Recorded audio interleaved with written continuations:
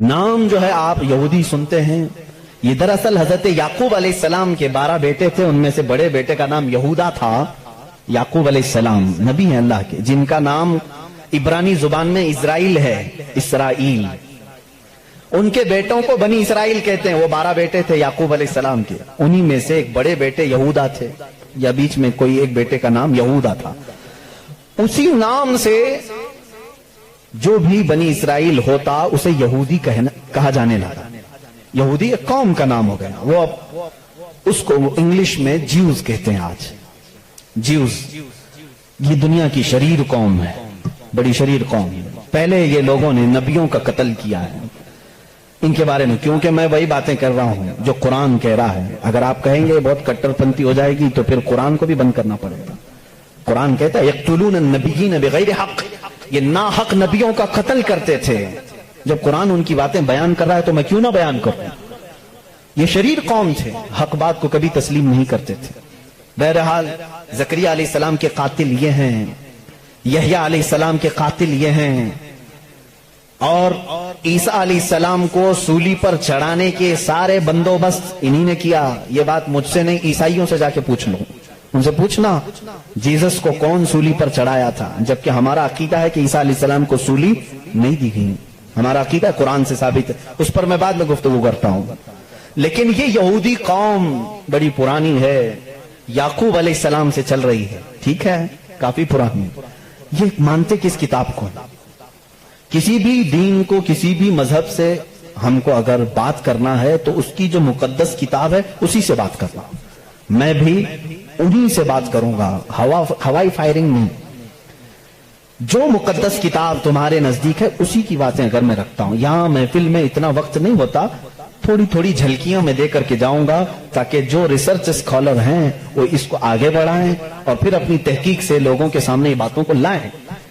یہودی قوم جس کتاب کو مقدس مانتی ہے وہ تورات ہے، جو موسیٰ علیہ السلام پر نازل ہوئی، اور زبور ہے جو حضرت داؤد علیہ السلام پر نازل ہوئی۔ ان کتابوں کے مجموعے کو آج انگلش میں اولڈ ٹیسٹمنٹ کہا جاتا ہے۔ یہ کتابیں مارکیٹ میں دستیاب ہیں، ان کو کیا کہتے ہیں؟ Old testament.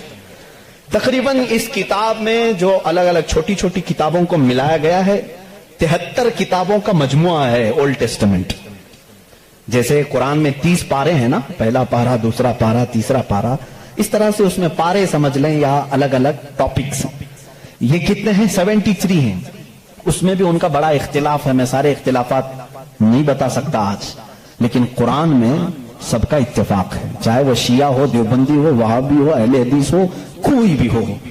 جو عقیدہ ہم رکھتے ہیں اہل سنت و جماعت کے قرآن کے 30 پارے ہیں، سب کا اس بات پر اتفاق ہے۔ لیکن اولڈ ٹیسٹمنٹ پر سب کا اتفاق نہیں، ان میں سے کچھ مذہب 73 مانتے ہیں، کچھ 66 مانتے ہیں، 66 مانتے ہیں، کچھ لوگ 27 مانتے ہیں۔ بہرحال اولڈ ٹیسٹمنٹ میں ایک باب ہے جس کو استثناء کہتے ہیں، ایک پارے کا نام ہے، ایک کتاب کا، ایک جز کا، جس کو ڈیوٹرونومی انگلش میں کہتے ہیں۔ اس میں ایک آیت آئی ہے۔ آیت ظاہر سی بات ہے اللہ کی ہے، آیت اللہ کی ہے اور موسیٰ علیہ السلام پر نازل ہو رہی ہے۔ اللہ تعالیٰ فرما رہا ہے، اے موسیٰ، میں تمہارے بعد تمہارے بھائیوں میں، بھائیوں سے مراد نبیوں میں، ایک ایسا نبی بھیجوں گا جو تمہاری ہی طرح سے ہوگا، تمہاری طرح سے ہوگا، لیکن میں اس کے منہ میں اپنی زبان رکھ دوں گا۔ اور دوسری آیت آتی ہے کہ وہ فاران کی چوٹیوں سے چمکے گا۔ یہ فاران کیا ہے؟ یہ فاران کی چوٹیاں کہتے ہیں مکہ مکرمہ میں جو اب پہاڑ ہے، جبل کعبہ جو خانہ کعبہ کے قریب، انہوں نے اس کو سب ختم کر دیا، آج وہاں پر بادشاہوں کے محلات بنے ہوئے ہیں۔ وہاں فاران کی چوٹیاں کہا جاتا تھا کہ وہ مکہ کا ایک پہاڑ ہے، اور مقدس کتاب اولڈ ٹیسٹمنٹ میں کہا جا رہا ہے کہ وہ چمکے گا کہاں سے؟ فاران کی چوٹیوں سے۔ اب میں اس کی طرف آتا ہوں۔ بیچارے عیسائی کہنے لگے کہ یہ جو بشارت آئی ہے موسیٰ علیہ السلام کو، اس سے مراد ہمارے نبی عیسیٰ علیہ السلام ہیں۔ یہ منہ میاں مٹھو بنتے ہیں۔ اس طور پر اللہ نے کیا فرمایا؟ اے موسیٰ، میں تمہاری ہی طرح ایک رسول بھیجوں گا۔ تمہاری ہی طرح سے مراد کیا ہے؟ عیسیٰ علیہ السلام موسیٰ علیہ السلام کی طرح بالکل نہیں تھے، کیونکہ موسیٰ علیہ السلام کی ماں بھی تھے، باپ بھی تھے۔ عیسیٰ علیہ السلام کی صرف ماں ہے اور باپ نہیں ہے. اگر ماں اور باپ والا کوئی رسول ہے تو وہ محمد عربی صلی اللہ علیہ وسلم. میرے آقا کی ماں بھی ہیں باپ بھی ہیں. موسیٰ علیہ السلام کی طرح عیسیٰ علیہ السلام نہیں ہو سکتے. یہ میں کرسچن سے کہہ رہا ہوں, عیسائیوں سے کہہ رہا ہوں, جو یہ کہتے ہیں کہ موسیٰ کی بشارت میں ہمارے نبی کا ذکر آیا ہے. میں کہہ رہا ہوں نہیں, اس لیے کہ موسیٰ علیہ السلام کی شادی بھی ہوئی تھی, بچے بھی ہوئے تھے. عیسیٰ علیہ السلام کی شادی بھی نہیں ہوئی, بچے بھی نہیں ہوئے.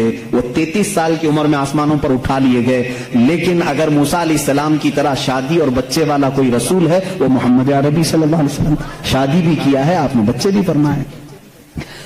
اور دوسری آیت جو موسیٰ علیہ السلام سے یہ کہی گئی کہ وہ فاران کی چوٹیوں سے چمکے گا, میرے عزیزو اس کا مصداق کوئی دوسرا نبی ہو ہی نہیں سکتا.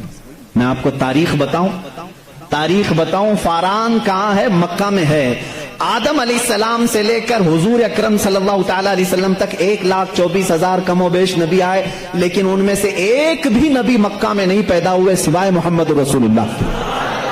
کوئی نبی مکہ میں نہیں پیدا ہوئے, صرف محمد عربی صلی اللہ علیہ وسلم. میرے آقا صلی اللہ علیہ وسلم 40 سال تک مکہ مکرمہ میں خاموش رہے, اپنے اخلاق و کردار کو اظہار کرتے ہوئے. لیکن 40 سال کی عمر کے بعد جب اللہ کی وحی آئی, قرآن کی آیتیں آئی, تو سب سے پہلے میرے آقا صلی اللہ علیہ وسلم نے پورے مکہ والوں کو ایک دعوت دے کر جمع کیا تھا. کہاں جمع کیا؟ یہی فاران کی چوٹیوں میں. یہ پہلا مجمع ہے, پہلا جلسہ ہے میرے آقا کا. اسی جلسے میں میرے آقا نے سب سے پہلی مرتبہ یہ اعلان کیا, اے مکہ والوں, میں محمد اللہ کا آخری رسول ہوں. حضور اکرم صلی اللہ تعالی علیہ وسلم کا یہ فرمان عالی شان ہی, جس کو موسیٰ علیہ السلام کی تورات میں کہا گیا کہ وہ فاران کی چوٹیوں سے چمکے گا, الحمدللہ وہ رسول فاران کی چوٹیوں سے جو چمکا وہ آج تک چمک رہا ہے. چمک تجھ سے پاتے ہیں سب پانے والے, میرا دل بھی چمکا دے چمکانے والے. برستا نہیں دیکھ کر ابر رحمت, بدوں پر بھی برسا دے برسانے والے. یا رسول اللہ میں مجرم ہوں آقا, مجھے ساتھ لے لو کہ رستے میں ہیں جا بجا تھانے والے. ہمارے تو روڈ پر ہی ہیں. بہرحال یا رسول اللہ ہم کو اپنے ساتھ لے لیں, جا بجا ہیں تھانے والے تو سمجھتے ہوں گے. اعلیٰ حضرت نے شعر میں ذکر فرمایا. بہرحال ایک اولڈ ٹیسٹمنٹ کی ایک ہی بات میں نے کہی, جیوز سے یہ پوچھیں جا کر کے کہ یہ ذکر آیا ہے موسیٰ کے بعد ایک نبی آنے والے, وہ کون سے نبی ہیں؟ ان کی یہ صفت بیان کی گئی ہے ڈیوٹرونومی استثنا میں. اولڈ ٹیسٹمنٹ میں یہ ذکر آیا ہے, وہ کون ہے, وہ کون سا رسول ہے, آخر تم ہی بتا دو. وہ آج تک نہیں بتائیں گے. وہ کہتے ہیں کہ شاید آنے والا ہے, اس رسول کے بعد اب کون اور آنے والا ہے, اب کون آنے والا ہے. چلو اس کو نہیں مانتے. دوسری بات میں کہتا ہوں, سلیمان علیہ السلام کو بھی بہت مانتے ہیں. کون؟ جیوز, یہودی, جن کو انگلش میں سولومن کہا جاتا ہے. سولومن, حضرت سلیمان علیہ السلام کو یہ سولومن کہتے ہیں. ایک کتاب یہودیوں کے پاس اور مقدس ہے, songs of Solomon. Songs of Solomon کا مطلب حضرت سلیمان علیہ السلام جو مناجات کرتے تھے اللہ کی بارگاہ میں, وہ اشعار ہوتے تھے عبرانی زبان کے. جیسے ہم کہتے ہیں یا الہی رحم فرما مصطفیٰ کے واسطے, یہ دعا ہے نا. سلیمان علیہ السلام اس طرح دعائیں جو کرتے تھے وہ سارے انہوں نے اس کو سانگس کہا ہے, اور اس کو جمع کیا گیا ہے سانگس آف سولومن نام سے. اس میں تو شک کی گنجائش ہی نہیں, کیونکہ حیرت اس بات کی ہوگی وہ عبرانی زبان جس کو آج ہیبرو کہتے ہیں, اسرائیل میں آج بھی بولی جاتی ہے. یہ اسرائیل جو دیکھ رہے ہیں نا آپ, جو ناسور ہے, کینسر کا پھوڑا ہے پورے دنیا کے بیچ میں, یہی اسرائیل کی بات میں کر رہا ہوں. یہ آج بھی جو بولی بولتے ہیں وہ ہیبرو ہے, ہیبرو اس کو عبرانی کہتے ہیں. اس زبان میں آج بھی سانگس آف سولومن حضرت سلیمان علیہ السلام کے مناجات میں یہ لکھا گیا ہے, سب سے پیارا, سب سے مبارک, سب سے شان والا, جس کی اللہ کے ہاں پہنچ ہے, جس کی اللہ کے ہاں مرتبت ہے, اس کا نام محمد ہے. یہ کون کہتا تھا؟ سلیمان علیہ السلام. اور نام لفظ محمد آج بھی موجود ہے عبرانی زبان میں, آج بھی لفظ محمد, اور اس کے ساتھ لفظ ام آیا. ام کہتے ہیں بڑا محترم شخص جس کی سارے لوگ عزت کریں. سلیمان علیہ السلام کہتے ہیں وہ ام ہے, ام ہے. ام کا مطلب ہیبرو میں ہے سب سے زیادہ عزت والا. اور سلیمان علیہ السلام نے وہ کر کے بھی دکھایا. وہ تخت پر جو بیٹھتے تھے سلیمان علیہ السلام, اس تخت کو جب آپ حکم دیتے ہواؤں میں اڑ, تو وہ اڑنے لگ جاتا. جہاں کا آپ کو سفر کرنا ہوتا آپ سفر کرتے تھے. اور وہ تخت ایسا نہیں کہ ایک اڑن تشتری ہے چھوٹی سی، بلکہ اتنا بڑا تخت تھا کہ آپ کے دائیں جانب 500 نبی اس زمانے کے بیٹھتے تھے، بائیں جانب 500 اولیاء امت بیٹھتے تھے، اور وہ تخت جب اڑتا آسمانوں پر ہواؤں کو اللہ نے ان کے لیے مسخر کر دیا تھا، اور وہ جس طرف حکم کرتے اڑتا تھا۔ ایک مرتبہ یہ بھی اسرائیلی روایات میں بھی موجود ہے، سلیمان علیہ السلام اڑتے ہوئے جا رہے تھے، یہی تخت پر بیٹھے ہوئے، اچانک آپ نے تخت کو نیچے اترنے کا حکم دیا اور سارے لوگوں سے کہا پیدل چلو، تخت اٹھا کر لے جایا گیا، پیدل چلنے لگے، بہت لمبا عرصے تک، لمبی مسافت پیدل چلنے کے بعد پھر آپ سوار ہوئے، پھر سب کو سوار کر لیا، پھر ہوا کو کہا کہ اس تخت کو اڑا لے جائے فلاں سمت میں۔ مصاحبین نے پوچھا اتنا لمبا، یہ اتنی لمبی مسافت آپ نے پیدل چلایا صرف ورزش کرانے کے لیے نہیں؟ سلیمان علیہ السلام نے جواب دیا میں اس لیے تخت کو نیچے اتار دیا کہ یہ وہ زمین ہے جہاں آخری نبی آنے والا ہے، وہ مدینہ طیبہ تھی، وہ رسول کریم صلی اللہ علیہ وسلم کی آخری آرام گاہ تھی، جہاں سے اوپر اڑ کر جانے کو بھی سلیمان علیہ السلام نے بے ادبی تصور کیا، اور اسی لیے وہ اپنے سانگز میں یعنی اپنے مناجات میں جو حضور صلی اللہ علیہ وسلم کے ساتھ لفظ ذکر کرتے ہیں وہ لفظ ام ہے، یعنی دنیا جس کی سب سے زیادہ احترام کرے وہ محمد عربی صلی اللہ علیہ وسلم ہے۔ آؤ جیوز، آؤ یہودیوں، پڑھو اس چیز کو کہ محمد عربی صلی اللہ علیہ وسلم کا ذکر سلیمان علیہ السلام نے کیا ہے، موسیٰ علیہ السلام نے کیا ہے۔ اب آتے ہیں، یہ تھوڑی سی جھلک ہے عیسائیوں کے اس دین میں جس کو آپ کرسچینٹی کہتے ہیں، کرسچن ہیں، ان لوگوں کا کیا دین ہے، کیا مذہب ہے، انٹروڈکشن کے لیے بڑا وقت لگ جائے گا۔ عیسیٰ علیہ السلام کے یہ پیروکار ہیں، عیسیٰ علیہ السلام کو یہ جیزس کہتے ہیں، اور اس کو یسوع مسیح بھی کہا جاتا ہے اردو میں، جیزس۔ لیکن عیسائی بعد میں چل کر کے گمراہ ہوئے، شروع کے عیسائی گمراہ نہیں تھے۔ عیسیٰ علیہ السلام آئے دنیا میں اللہ کے رسول بن کر، اور جن لوگوں کو بھی عیسیٰ علیہ السلام نے تبلیغ کی وہ حق کی تبلیغ تھی، اللہ ایک ہے، میں اس کا نبی ہوں۔ لیکن بعد میں چل کر کے ہوا کیا، کچھ عیسائی گمراہ ہوئے، ان کو گمراہ کرنے والے بھی یہودی تھے۔ یہودی عیسیٰ علیہ السلام کو مانتے نہیں تھے، وہ گالیاں دیتے تھے، حضرت عیسیٰ علیہ السلام کے متعلق برے برے جملے کہتے تھے، کیونکہ وہ بغیر باپ کے پیدا ہوئے، لیکن وہ اللہ کی مشیت تھی، حکم تھا۔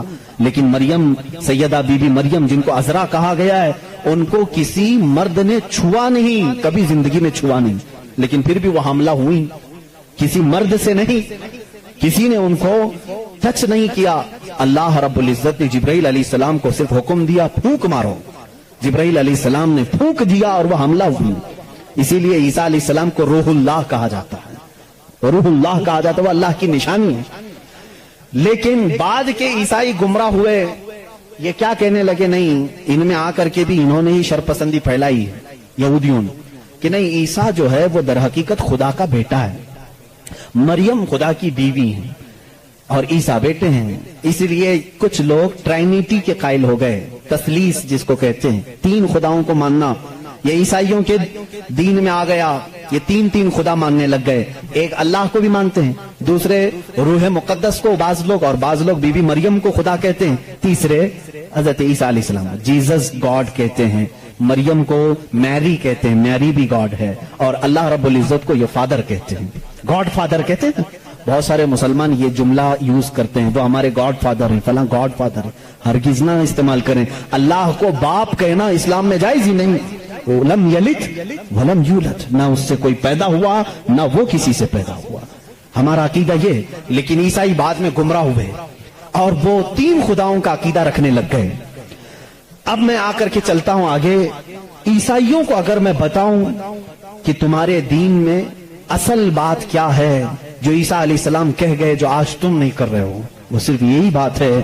عیسیٰ علیہ السلام اپنے حواریین سے کہتے ہیں میں تمہیں ایک ضروری بات سناتا ہوں جس کو سننا ضروری ہے، اس کا حوالہ بھی میں دے دوں، یہ کہاں ہے، یہ بات کہاں ہے، کیونکہ میری باتوں کا ہو سکتا ہے ری ویریفیکیشن ہو، کراس ویریفیکیشن ہو، اور معلومات کرنے کے لیے میں آپ کو حوالہ دیتا ہوں، ریفرنس دیتا ہوں۔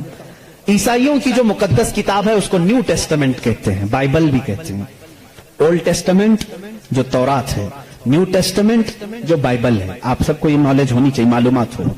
عیسائیوں کی یہ مقدس کتاب بائبل، یہ ایک نہیں ہے، یہ چار ہے، چار حصے ہیں اس کے، کیونکہ عیسیٰ علیہ السلام کے 4 شاگردوں نے لکھا ہے۔ بائبل کے 4 نسخے آج بھی مارکیٹ میں ہیں، बाइबल मत्ती की जिसको मैथ्यू कहते हैं इंग्लिश में, बाइबल लोका की जिसको लोक्यो कहते हैं, बाइबल मिरकस की जो अरबी में मैं कह रहा हूं उसको मार्क्यूस कहते हैं, और यूहन्ना की जिसको जॉन कहते हैं, जैसे जॉन जोसेफ कहते हैं, जॉन इब्राहिम को अब्राहम कहते हैं। ये तमाम वही अल्फाज हैं जिनको इंग्लिश में तब्दील कर दिया गया है। बात बहुत सूखी तो नहीं हो रही हूं, आपके लिए ये नॉलेज की जरूरत है, मैं इल्म के लिए ये बात जरूर आज करना चाहता हूं। मोहम्मद हमारे बड़ी शान वाले हैं। मेरे आका सल्लल्लाहु तआला अलैहि वसल्लम का तज़किरा आखिर अल्लाह ताला पुरानी किताबों में कैसे नहीं करेगा? वही अव्वल है, वही आखिर है, तो अव्वल हमेशा से वो उसका वजूद दुनिया में रहेगा ही रहेगा। तो बाइबल के ये जो 4 नुस्खे हैं, अब इन चारों नुस्खों में से मैं सबकी बात नहीं करूंगा। जो बाइबल यूहन्ना की है जिसको जॉन कहते हैं, जॉन जो बाइबल है उसके अंदर ये तहरीर है, ये आयत है जिसमें ईसा अलैहिस्सलाम कह रहे हैं, ऐ मेरे हवारियों, ऐ मेरे चाहने वालों, मैं तुम्हें एक वसीयत करके जा रहा हूं, वो करना मुझे तुम्हारे लिए जरूरी है कि मेरे बाद एक रसूल आएगा जो तुम्हारी मदद करेगा। लोग मुझ पर इल्जाम लगाएंगे, वो मेरी पाकी बयान करेगा। लोग मेरी माँ को बुरा कहेंगे, वो मेरी माँ को ताहिरा कहेगा, पाकीज़ा कहेगा। और मेरे बाद एक नबी आएगा, तुम सब उसके इंतजार में रहना और उसके इंतजार में रहना और उसके ताउन में रहना। लोगों ने पूछा, हम उसको कैसे पहचाने, उसको कैसे पहचाने, वो कहां से आएगा, कैसे आएगा? ईसा अलैहिस्सलाम ने वो भी हल्का कर दिया और कहा, उसकी एक अलामत यह है, जब तक मैं दुनिया से जाऊंगा नहीं वो आएगा नहीं। जब तक मैं दुनिया से जाऊंगा नहीं वो आएगा नहीं। पूछा क्यों? कहा इसलिए कि उसके जमाने में दूसरा कोई नबी होगा ही नहीं, क्योंकि वो खातमुन नबीयीन है। अल्लाह अल्लाह, इन ईसाइयों से कादियानियों को सीखना चाहिए। उनका अकीदा तो ये था। ईसा अलैहिस्सलाम ये अपने हवारियीन से कह रहे हैं, जॉन बाइबल की किताब, इसमें ये तहरीर मौजूद है, ये इबारत मौजूद है। और उसमें लोगों ने पूछा, हम उसको कैसे पहचाने, क्या है उसकी निशानियां, क्या हैं? तो एक यूनानी वर्ड है, आज भी बाइबल में है, पेरिक्लेटोस नाम से, इंग्लिश में इसको पेरिक्लेटोस कहते हैं।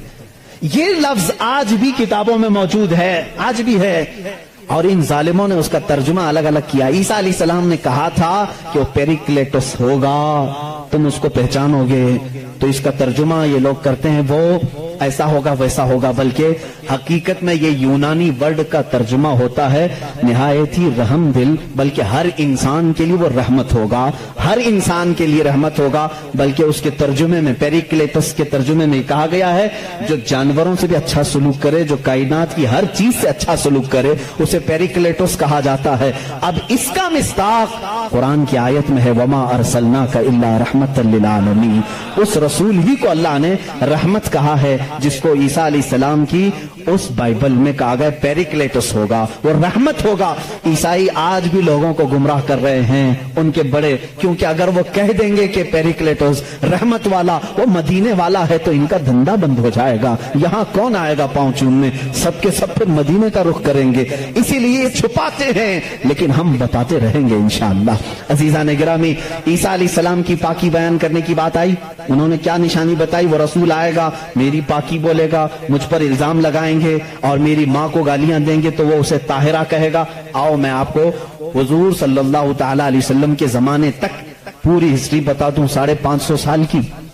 ईसा अलैहिस्सलाम के साथ हुआ क्या? जब आप 33 साल की उम्र के थे, यहूदी दुश्मनी पर आ गए और ऐसी दुश्मनी किए कि आपको कत्ल करने का मंसूबा बनाकर आपके घर के इर्द गिर्द आ गए, यरूशलेम में, जहां ये आज जाकर के उसको अपनी कैपिटल सिटी बना रहे हैं। ईसा अलैहिस्सलाम को वहां पर इन्होंने घेर लिया।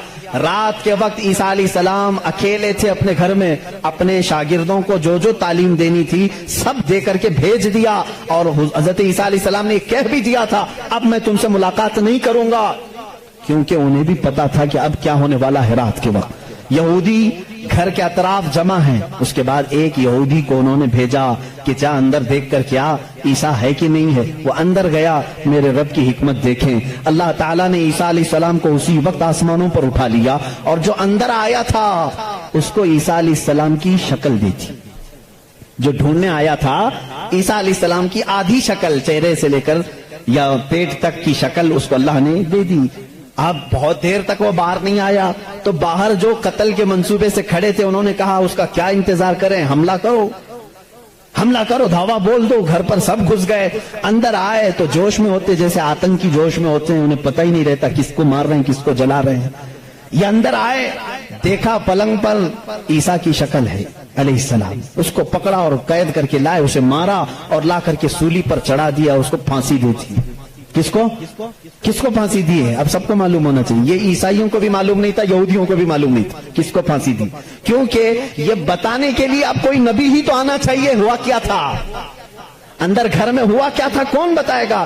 یہودی جلدی سے پکڑ کر لا کر پھانسی تو دے دیے، لیکن بعد میں ان کو خود کو ٹینشن ہونے لگا کہ ہم نے عیسیٰ کو پھانسی دی تو ہمارا آدمی کہاں گیا، جس کو چیکنگ کے لیے بھیجا تھا وہ غائب ہی ہو گیا، وہ کہاں گیا؟ اور اگر یہ ہمارا آدمی ہے، کیونکہ نیچے سے ہمارا ہی دکھ رہا ہے، پیروں تک اللہ نے بدلا نہیں تھا، آدھی شکل اللہ نے عیسیٰ علیہ السلام کی دی تھی، نیچے سے دیکھنے میں تو یہ ہمارا ہی لگ رہا ہے، اور یہ اگر ہمارا ہے تو پھر عیسیٰ کہاں گئے؟ اسی ٹینشن میں معلوم ہے 500 سال گزر گئے، اس ٹینشن میں 500 سال گزر گئے۔ اب بیچارے عیسائیوں کو یہ بھی نہیں معلوم تھا، عیسائیوں کو کون بتائے گا، کیونکہ عیسیٰ علیہ السلام کے بعد سے لے کر ہمارے نبی تک بیچ میں کوئی نبی نہیں آئے، کوئی نبی نہیں آئے۔ عیسیٰ علیہ السلام کو آسمانوں پر جب اٹھا لیا گیا تب سے تاریخ شروع ہوئی، جو آج ہم تاریخ میں بیٹھے ہوئے ہیں 2021 میں، یہ 2021 سے پہلے کا واقعہ ہے۔ اب تاریخ وہاں سے شروع ہوئی، ٹھیک 570 سال گزر چکے تھے، عیسیٰ علیہ السلام کو آسمانوں پر اٹھا لیا گیا، جھگڑے چلتے رہے عیسائیوں کے اور یہودیوں کے، یہ ان کو قتل کرتے تھے وہ ان کو قتل کرتے تھے، کئی بار بیت المقدس کو لوٹا گیا، کبھی عیسائی وہاں پر قابض ہوتے تھے کبھی یہودی قابض ہوتے تھے، کیونکہ عیسائیوں کے لیے بھی مقدس تھا یہودیوں کے لیے بھی مقدس تھا، لڑائیاں چلتی رہتی تھی، وہ عیسیٰ علیہ السلام کو گالیاں دیتے تھے اور ان کو کہتے تھے کہ وہ فلاں سے پیدا ہوا فلاں سے پیدا ہوا، بی بی مریم کو زنا کی تہمت لگاتے تھے۔ عیسائی صفائی دیتے رہتے تھے، نہیں وہ اللہ کی طرف سے آئے تھے، بعد میں پھر ان کا بھی بگڑ گیا عقیدہ، نہیں اگر یہ بار بار کہہ رہے ہیں کہ عیسیٰ کے باپ نہیں تھے کیسے ہو گئے، تو عیسائی بولنا شروع کر دیا ان کا باپ تو اللہ ہی تھا، خدا ہی تھا، تو یہ ان سے بچنے کے لیے اسی ٹینشن میں 550 سال چلے گئے۔ پھر میرے آقا صلی اللہ تعالی علیہ وسلم تشریف لائے، جب مدینہ طیبہ میں آئے تو ان لوگوں کے جھگڑے دیکھے، مدینے میں عیسائی بھی تھے یہودی بھی تھے، اور حیرت کی بات میں آپ کو بتاؤں، مدینے میں عیسائی بھی تھے یہودی بھی تھے، کیوں تھے یہ لوگ پہلے سے یہاں پر؟ بڑا طویل واقعہ ہے، یہ گاؤں بھی نہیں تھا شہر بھی نہیں تھا کچھ بھی نہیں تھا، مدینہ کچھ بھی نہیں تھا۔ ایک بار یمن کا بادشاہ وہ حج کے لیے آیا تھا خانہ کعبہ کا طواف کرنے کے لیے، اس کے ساتھ 700 علماء تھے، کتنے 700 علماء تھے۔ وہ جب واپس جا رہا تھا تو وہ علماء جو تورات بھی جانتے تھے انجیل بھی جانتے تھے، انہوں نے ساری علامتیں میرے نبی کے آنے کی پڑھ لی تھی، انہوں نے زمین کو دیکھا اور پہچان لیا، کہا وہ آخری رسول جو آئیں گے وہ اسی زمین پر آئیں گے، کیونکہ ہماری کتابوں میں لکھا گیا ہے عرب کے صحرا میں ایک چٹیل میں ایک زمین ایسی ہوگی جو پہاڑوں سے گھری ہوگی اور درخت کھجوروں کے کثرت سے ہوں گے، وہاں ہریالی ہوگی، اس کے بیچ میں وہ رسول آخری زمانے میں آئے گا۔ ان لوگوں نے پہچان لیا یہی زمین ہے، تو وہ عیسائی اور یہودی جو علماء تھے وہ 700 علماء بادشاہ کے ساتھ جانے سے منع کر دیا، انہوں نے کہا ہم یہیں رہیں گے اور اس نبی کا انتظار کریں گے، وہ جب آئیں گے ہم ان کے انتظار میں رہیں گے۔ تو مدینہ بسایا گیا تھا کس کے لیے؟ میرے نبی کے انتظار میں، اس سے پہلے وہاں آبادی نہیں تھی، کوئی آبادی نہیں، اور بسایا ہی نہیں یہودیوں نے، یہودی ہی انتظار میں آ کر کے مدینے میں رہے۔ اور اتنا ہی نہیں، وہ بادشاہ نے ان کے لیے سب کے لیے گھر بنائے، ایک آبادی بنی، اور اپنا ایک لیٹر بھی دے کر کے گیا کہ اگر وہ نبی آ جائیں تو میرا یہ خط ان کو دے دینا کہ میں بھی ان پر ایمان لاتا ہوں۔ اس واقعے کو کئی سو سال گزر گئے لیکن وہ خط محفوظ تھا۔ جب رسول کریم صلی اللہ علیہ وسلم مدینہ ہجرت کر کے آئے تو آپ سب کو معلوم ہے، میں طوالت میں نہیں جاتا، تفصیل میں نہیں جاتا، حضور پاک صلی اللہ علیہ وسلم کو ہر کوئی اپنے گھر بلا رہا تھا۔ حضور نے کیا فرمایا؟ میری اونٹنی پر چھوڑ دو، یہ جہاں بیٹھے گی وہاں میں قیام کروں گا۔ اونٹنی کہاں بیٹھی؟ حضرت ابو ایوب انصاری کے گھر پر۔ اسی صحابی کے گھر کیوں بیٹھی؟ حضور صلی اللہ تعالی علیہ وسلم اس گھر میں مہمان ہوئے حضرت ابو ایوب انصاری کے۔ روایت یہ ملتی ہے کہ دوسرے ہی دن ابو ایوب کے پاس، انصاری اللہ تعالیٰ عنہ کے پاس، وہ لیٹر موجود تھا جو بادشاہ نے دیا تھا۔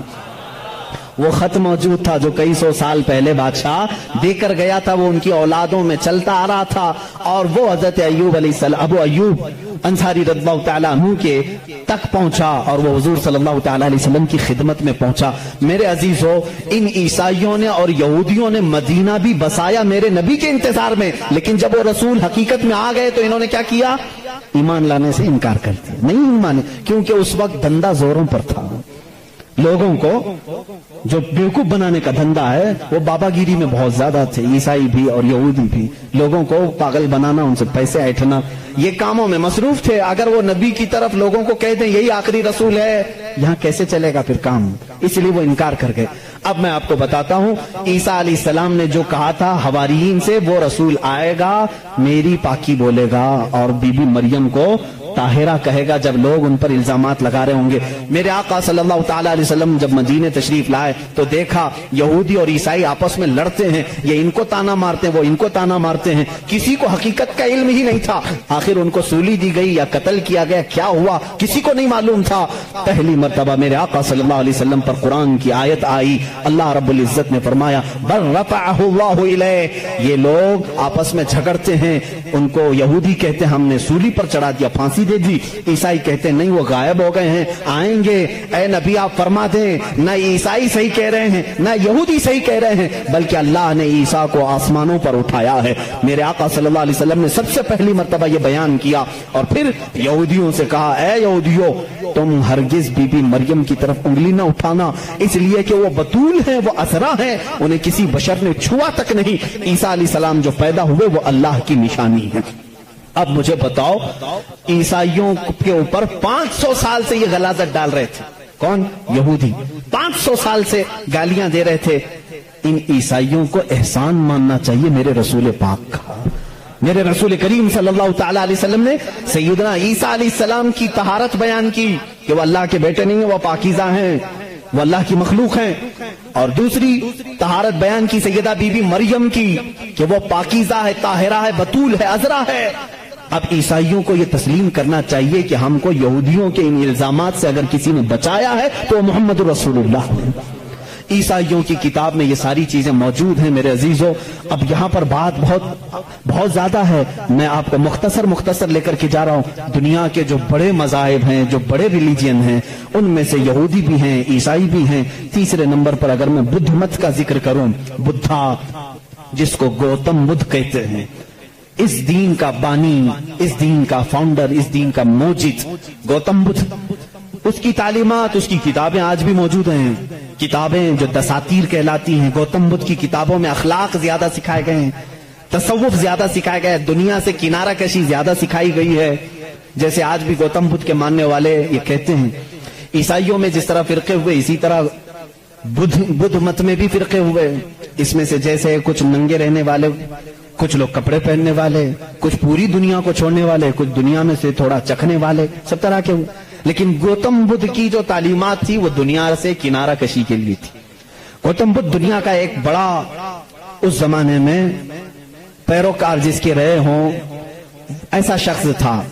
अब उसकी एक किताब जो उसके एक शागिर्द ने लिखी है, उसकी तालीमात को जमा किया है, जिसको कहते हैं चकावती सनन्ना, ये किताब है। उस किताब में गौतम बुद्ध तालीम दे रहा है, कहता है कि ऐ मेरे चाहने वालों, ऐ मेरे मुरीदों, ऐ मेरे शागिर्दों, सुनो मैं तुम्हें एक बड़ी बात बताता हूं। कहा मैं एक ही बुद्धा नहीं हूं, दुनिया में एक बहुत बड़ा बुद्धा आएगा। बुद्धा कहते हैं पाकीज़ा और मुकद्दस आदमी को, मुकद्दस आदमी को बुद्धा उस जुबान में कहा जाता है। एक और एक बड़ा बुद्धा आएगा और वो तबलीग करेगा। उसकी तबलीग शुरू में भी उरूज पर होगी और जब फैलेगी तो हजारों की तादाद में होगी। उसने कहा जिस तरह मेरे शागिर्द सैकड़ों में हैं, उसके शागिर्द लाखों में होंगे। बुद्धा ने कहा गौतम बुद्ध ईसा अलैहिस्सलाम से भी 700 साल पहले का है। 700 साल पहले ईसा अलैहिस्सलाम से, मैं तो ईसा अलैहिस्सलाम का जिक्र कर चुका अभी। गौतम बुद्ध की तालीमात में यह है, किताब आज भी है चकावती सनन्ना जिसका मैं जिक्र कर रहा हूं, जिसमें एक लफ्ज उसने कहा कि एक शख्स आएगा जो लोगों के दिलों को बदल देगा, लोगों को बुरे अखलाक से निकालेगा, वो शराब को मना करेगा और वो लोगों की जानों को बचाएगा وہ عورتوں کی عزت کرے گا اور وہ نہایت ہی حسین و جمیل ہوگا. یہ سب الفاظ موجود ہیں. اس کے شاگردوں نے پوچھا اب وہ آئے گا تو ہم اس کو کیسے پہچانیں؟ اس نے بھی ایک لفظ کہا, اس نے کہا وہ مائتریا ہوگا. یہ وہی الفاظ میں بیان کر رہا ہوں, تھوڑے خشک ہیں, اس کو سمجھ لیں آپ, اس لیے کہ میری تقریر وہ لوگ بھی سنیں گے تو وہ چیک کریں گے. مائتریا ہوگا. گوتم بدھ کہتا ہے وہ آئے گا, وہ اس کو مائتریا کہیں گے. مائتریا کہیں گے. مائتریا کا اب لفظ کا ترجمہ نکالنا پڑے گا کہ کیا ہے یہ, حقیقت میں اس کا معنی کیا ہے. مائتریا کا جب عربی میں ٹرانسلیٹ کیا گیا تو اس کو کہا گیا رحمت للعالمین. اس نے کہا اس کو کہا جائے گا مائتریا. مائتری کا مطلب ہوا سارے جہانوں کے لیے جو رحمت ہوگا. مجھے بتاؤ میرے عزیزوں, سارے جہانوں کے لیے رحمت میرے نبی کے علاوہ کون بن کر آیا؟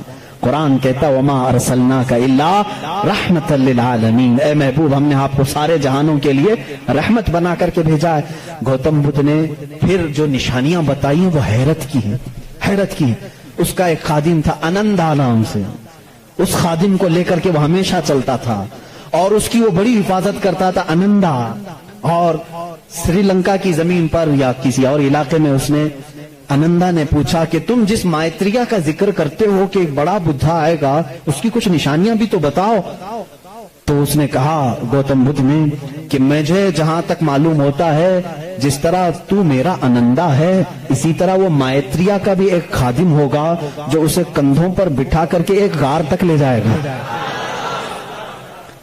اور دوسرے کچھ الفاظ میں اس کی تشریح بعض لوگوں نے کہا وہ حضرت انس رضی اللہ تعالیٰ عنہ جو حضور صلی اللہ علیہ وسلم کے خادم تھے, ہمیشہ حضور کے ساتھ رہتے تھے, ہر جنگ میں حضور کے ساتھ تھے, ڈیفنس کے لیے رہتے تھے, حضرت انس رضی اللہ تعالیٰ عنہ. بہرحال اس نے پھر پوچھا انندا نے گوتم بدھ سے کہ بدھا اس کی اور کچھ نشانیاں بتاؤ کہ جب وہ آئے گا تو کیسا ہوگا. تو اس نے کہا کہ وہ پیدا ہوگا تو صبح ہو رہی ہوگی, وہ پیدا ہو رہا ہوگا صبح ہو رہی ہوگی, جس سہانی گھڑی چمکا طیبہ کا چاند. میرا نبی کس وقت دنیا میں آیا ہے؟ صبح صادق کے وقت ہے, جب صبح سورج ابھی طلوع نہیں ہوتا, جو نماز فجر کا وقت ہو رہا ہوتا ہے, اسی صبح صادق میں میرے آقا کی جلوہ گری ہوئی ہے. یہ ان کی کتابوں سے. میں پہلے اب یہاں پر ایک بات اس کو واضح کر دوں, سپشٹ کر دوں اس چیز کو ان کی زبان میں, کہ ہمیں ہماری نبی کو پہچاننے کے لیے کسی دوسرے دین کی ضرورت نہیں. میں اپنے نبی کو رحمت للعالمین تسلیم کرتا ہوں. میرا قرآن کہہ رہا ہے بس مجھے کافی ہے. میں تو تم سے کہہ رہا ہوں, ان لوگوں سے جس کو تم مقدس مانتے ہو, چلو ہم انہی کو اٹھا کر تمہیں بتائیں. ظاہر سی بات ہے الفضل لما شہید به الاعداء, عربی میں کہا جاتا ہے فضیلت تو اس کی ہے جس کی دشمن بھی گواہی دیتے ہیں. اب بدھا یہ کہتا ہے, گوتم بدھ یہ کہتا ہے کہ وہ بدھا آئے گا تو وقت صبح کا ہو رہا ہوگا.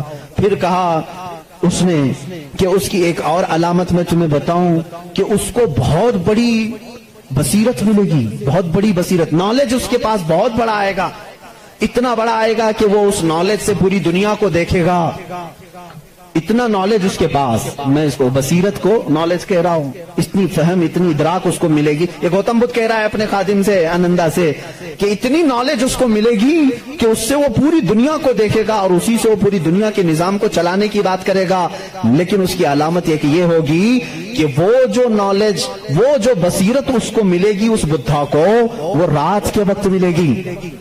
وہ کب ملے گی؟ رات کے وقت ملے گی. میں یہ کہتا ہوں جس بصیرت کا وہ ذکر کر رہا تھا میرے مصطفیٰ کے لیے وہ قرآن پاک ہے, اور وہ نازل ہوا ہے. قرآن خود کہتا ہے انا انزلناہ فی لیلۃ القدر, ہم نے قرآن کو نازل کیا ہے. کب نازل کیا ہے؟ لیلۃ القدر میں, رات کے وقت نازل کیا ہے. گوتم بدھ کہہ رہا ہے اسے ایک بصیرت ملے گی, بہت بڑی نالج ملے گی, اور وہ رات کے وقت ملے گی, اور وہ رات بہت چمکدار ہوگی. وہی تو ہمارا قرآن کہہ رہا ہے لیلۃ القدر خیر من الف شہر. اس رات کو تم کیا جانو, وہ ایک رات 1000 مہینوں سے بہتر ہے. رات کے وقت بصیرت ملی. تیسری اور ایک اس نے علامت بتائی. اس کے خادموں نے بہت پوچھا, انہوں نے پوچھا اچھا کیا, باقی بدھوں کے لیے پوچھا, اور اس نے کہا کہ اس کی ایک اور علامت تم دیکھو کہ وہ مائتریا جو ہے, وہ جو سب سے بڑا بدھا ہوگا, وہ جب دنیا سے جا رہا ہوگا تو وہ بھی رات کا وقت ہوگا. دنیا سے جا رہا ہوگا، وہ بھی رات کا وقت ہوگا، لیکن اس کے چلے جانے کے بعد کوئی اس جیسا بدھا قیامت باقی کبھی نہیں آئے گا، کبھی نہیں آئے گا، اور اس رات اندھیرا ہوگا۔ یہ سب اس میں، یہ چکاوتی سننا جو کتاب میں بتا رہا ہوں اس میں، اور کچھ دساتیر ہیں اس میں یہ باتیں بیان کی گئی۔ اب میں آپ کو بتاؤں وفات رسول کے متعلق۔ میرے آقا صلی اللہ تعالی علیہ وسلم جس وقت دنیا سے رخصت ہو رہے تھے، ماں عائشہ صدیقہ رضی اللہ تعالیٰ عنہا اس کی گواہ ہیں، وہ پیر کا دن تھا، شام ہو چکی تھی، رات کا وقت تھا، بعض روایات میں ہے۔ رسول کریم صلی اللہ تعالی علیہ وسلم اس وقت نزع کی عالم میں تھے، حضرت عائشہ صدیقہ کے زانوں پر سر رکھ کر آرام فرما تھے، اور اچانک دروازے پر دستک ہوئی، اور حضور اکرم صلی اللہ علیہ وسلم نے فرمایا اجازت ہے اندر آ جاؤ۔ حضرت عائشہ نے کہا کون ہے جو اندر آ رہا ہے، اس حالت میں آپ کی تکلیف ہے ابھی؟ رسول کریم صلی اللہ علیہ وسلم نے فرمایا عائشہ یہ وہ آیا ہے جو کسی کے پاس جانے کے لیے کبھی اجازت نہیں مانگتا، وہ ملک الموت، صرف میرے پاس آنے کے لیے وہ اجازت مانگ رہا ہے، اور آج کے بعد پھر کسی کے پاس جانے کے لیے اجازت نہیں مانگے گا۔ میں نے اجازت دے دی، ملک الموت آئے، رسول کریم صلی اللہ تعالی علیہ وسلم کی روح پاک کو نکالا، رب اعلیٰ کے پاس لے گئے۔ یہ حضور کی وفات کے آخری اوقات، وہ بڑے غمگین ہیں، میں پھر جذبات میں ڈوب جاؤں گا۔ حضور اکرم صلی اللہ تعالی علیہ وسلم جب وفات پائے، حضرت عائشہ صدیقہ رضی اللہ تعالی عنہا کو خبر ہی نہیں تھی اس چیز کی، وہ باتیں کرتے ہوئے مصروف تھی، حضور اکرم صلی اللہ تعالی علیہ وسلم کے ساتھ باتیں کرنے میں وہ مصروف تھیں۔ اچانک صدیق اکبر رضی اللہ تعالیٰ عنہ حجرے میں داخل ہوئے، اندھیرا تھا، اندھیرا تھا۔ حضور اکرم صلی اللہ علیہ وسلم کے جسم اقدس کے پاس جیسی آئے، حضرت صدیق اکبر نے محسوس کر لیا کہ اللہ کے آخری رسول اب دنیا سے پردہ فرما چکے، آپ اپنے آنسوؤں کو ضبط نہ کر سکے، آپ نے انا للہ پڑھا اور سیدھے میرے آقا کے ماتھے کو بوسہ دیا، اور اس کے بعد روتی ہوئی آنکھوں سے صدیق اکبر نے کہا واللہ لن یجمع الموتین، اللہ کی قسم اب اللہ تعالیٰ دوسری موت کبھی آپ پر نہیں لائے گا۔ ایک موت آنی تھی وہ آ گئی، اے رسول اب دوسری موت کبھی نہیں آئے گی۔ حضرت عائشہ نے یہ سن کر کے فوراً استعجاب کا اظہار کیا، وہ کہتی ہیں اس وقت تک انہیں احساس نہیں ہوتا کہ یہ آقا رسول کریم صلی اللہ تعالی علیہ وسلم دنیا سے پردہ کر چکے ہیں۔ حضرت عائشہ کو انہوں نے اٹھایا، میرے آقا صلی اللہ تعالی علیہ وسلم کے جسم ناز کو جب انہوں نے سلایا، جانتے ہو یہ وہ رات تھی، یہ وہ رات تھی۔ حضرت عائشہ کہتی ہیں میرے حجرے میں حضور کا یہ آخری دن تھا، لیکن سوئے اتفاق کہ اس رات میرے گھر میں چراغ جلانے کے لیے تیل بھی نہیں تھا، چراغ جلانے کے لیے تیل بھی نہیں تھا۔ یہ روایت مشہور ہے، جس رات رسول کریم صلی اللہ علیہ وسلم کی وفات ہوئی وہ اندھیری رات تھی، اور اندھیرا کیوں نہ ہو جب سورج غروب ہو جائے، جب آفتاب غروب ہو جائے تو اندھیرا کیسے نہ ہو۔ لیکن میرے عزیزوں اس بات کو میں یہاں بتانا چاہتا ہوں، بدھوں کی بدھزم میں یہ بات بتائی گئی، گوتم بدھ نے یہ خود کہا کہ وہ مائتریا آئے گا تو روشن ہوگا، جب وہ جا رہا ہوگا تو نہایت ہی اندھیرا ہوگا، روشنی نہیں ہوگی، لیکن اس کا چہرہ چمک رہا ہوگا۔ عزیزان گرامی مجھے بتاؤ جتنی علامتیں اس نے بتائی ہیں یہ میرے نبی کے علاوہ کس کی ذات میں پائی جاتی ہیں؟ اور بھی دیگر مذاہب ہیں دنیا کے، وقت نکل گیا۔ زردشتی مذہب جو مجوسی ہیں ان کی بھی کتاب ہے زندہ وسطہ نام سے، یہ فارسی کے لوگ تھے، ایرانی الاصل تھے، آگ کی پوجا کرتے تھے، ان کی کتاب میں بھی لکھا ہے، پارسیوں کی کتاب میں لکھا گیا ہے کہ ایک نبی آئے گا جو عرب میں پیدا ہوگا، وہ آگ کو بجھا دے گا اور کعبے کی طرف سارے لوگوں کے منہ کو موڑ دے گا۔ اس نے کہا اس وقت تک لوگوں کا قبلہ کعبہ نہیں تھا، بیت المقدس کی طرف منہ کر کے پڑھتے تھے۔ زندہ وسطہ کتاب یہ پارسیوں کی کتاب ہے جس میں یہ زردشتی مذہب کو مانتے ہیں، وہ اس میں بشارت دی گئی ہے ایک نبی آئے گا، عرب میں پیدا ہوگا، آگ کو بجھا دے گا اور سارے لوگوں کا منہ کعبے کی طرف پھیر دے گا۔ مجھے بتاؤ کعبے کی طرف کسی اور نبی نے نہیں پھیرا، بلکہ مصطفیٰ کریم صلی اللہ تعالی علیہ وسلم جب مدینہ طیبہ تشریف لائے اس وقت بھی لوگوں کا قبلہ بیت المقدس تھا، بیت المقدس قبلہ تھا. حضور صلی اللہ علیہ وسلم 17 مہینے تک بیت المقدس کی طرف منہ کر کے نماز پڑھاتے رہے. مدینہ طیبہ میں ایک علاقہ ہے آج بھی, وہاں جہاں آج مسجد قبلتین بنی ہوئی ہے, وہاں میرے آقا صلی اللہ علیہ وسلم ظہر کی نماز پڑھا رہے تھے. 2 رکعت ہو چکی تھی. بیت المقدس اس طرف ہے, خانہ کعبہ اس طرف ہے, دونوں اپوزٹ سائیڈ میں ہے. بیت المقدس کی طرف منہ کر کے میرے آقا امام ہے, نماز پڑھا رہے ہیں, پیچھے صحابہ کی صفیں. 2 رکعت ہوئی تھی. حضور کے دل میں یہ خیال آنے لگا, کاش ہمارا چہرہ کعبے کی طرف ہوتا تو اچھا ہوتا. بیت المقدس بھی افضل ہے, لیکن کعبہ وہ ہے جہاں میرے آقا کی ولادت ہوئی ہے. میرے آقا کا آبائی وطن, حضور کعبے سے نہایت محبت کرتے تھے. اگر ہمارا قبلہ, ہمارے چہرے کا رخ اس طرف ہوتا تو زیادہ اچھا ہوتا. یہ دل میں خیال کر کے میرے آقا آسمان کی طرف یوں دیکھ رہے تھے. کب؟ نماز کی حالت میں. 2 رکعت ہو چکی ہے. دوسرے پارے کا پہلا صفحہ ہے. رب تعالیٰ نے اسی وقت جبرائیل کو آیت دے کر بھیجا, فَلَنُوَلِّيَنَّكَ قِبْلَةً تَرْضَاهَا. آیت کہتی ہے قَدْ نَرَىٰ تَقَلُّبَ وَجْهِكَ فِي السَّمَاءِ. اے محبوب, ہم آپ کا آسمان کی طرف چہرہ اٹھانا دیکھ رہے ہیں. ہم انقریب آپ کے چہرے کو اسی طرف پھیریں گے جہاں آپ کی خوشی ہے. اتنی آیت ہی نہیں آئی, اتنی آیت نہیں آئی. اس کے فوراً بعد اسی آیت میں جبرائیل امین یہ آیت لے کر کے آئے, فَوَلِّ وَجْهَكَ شَطْرَ الْمَسْجِدِ الْحَرَامِ. اے نبی, دیر کس بات کی, اثر میں نہیں, ابھی آپ اپنا چہرہ کعبے کی طرف فرمائیں. خانہ کعبہ کی طرف سارے لوگوں کا قبلہ بدل گیا. دیکھو اس رسول کی 2 رکعت بیت المقدس کی طرف ہوئی. آپ پھر گئے, صحابہ پھر پیچھے حضور کے آ گئے. بلکہ ایک روایت میں حضور صلی اللہ علیہ وسلم چل کر کے آگے آئے, آپ امام تھے اور صحابہ پھر صفیں. اسی طرح سے وہ نماز نہ ٹوٹی, نہ چھوٹی, نہ پھوٹی. حالانکہ اس نماز میں رد و بدل ہوا. 2 رکعت اس طرف پھر کر کے, 2 رکعت اس طرف پھر کر کے. ہم اگر پھریں گے تو نماز ٹوٹ جائے گی. وہ صحابہ کی نماز ٹوٹی نہیں, اس لیے کہ اس میں درس ہے. نماز تو اصل وہی ہے جو فرمان مصطفیٰ کے تابع ہو, رسول جس طرف رخ کرے. اور صحابہ کا یہ مذہب بھی تھا. کچھ صحابہ بیان کر رہے ہیں, بخاری شریف کی حدیث ہے, مسلم میں حدیث ہے. ایک صحابی سے پوچھا گیا, حضور اکرم صلی اللہ تعالی علیہ وسلم ظہر اور عصر کی نماز میں کچھ پڑھتے تھے کہ نہیں پڑھتے تھے؟ سری نماز ہے نا, قرات تو نہیں ہوتی تھی, لیکن حضور امام ہوتے, وہ خود بھی خاموش کھڑے ہوتے یا پڑھتے تھے؟ یہ بڑا عجیب سوال ہے نا. اب ظہر کی نماز میں حضور کچھ پڑھتے بھی تھے کہ نہیں پڑھتے تھے؟ سب امام خاموش رہتے ہیں, لیکن آپ نے کبھی پوچھا امام صاحب آپ خاموش تو ہیں, سیدھے منہ بند کر کے کھڑے رہتے ہیں یا کچھ آپ ہلکے ہلکے میں پڑھتے ہیں؟ صحابہ سے کسی نے پوچھا, کچھ صحابہ نے کہا نہیں حضور پڑھتے ہیں. سنائی تو کسی کو نہیں دیتا تھا. اس صحابی سے پوچھا گیا کیسے معلوم حضور نماز میں پڑھتے ہیں؟ کہتے ہیں حضور اکرم صلی اللہ علیہ وسلم کی داڑھی ہلتی ہوئی ہم نماز میں دیکھتے تھے. حضور پاک کی داڑھی ہلتی تھی, اس کی علامت ہے کہ حضور کچھ تلاوت کرتے تھے. اب اس صحابی سے پوچھو آپ کا چہرہ کس طرف ہوتا تھا؟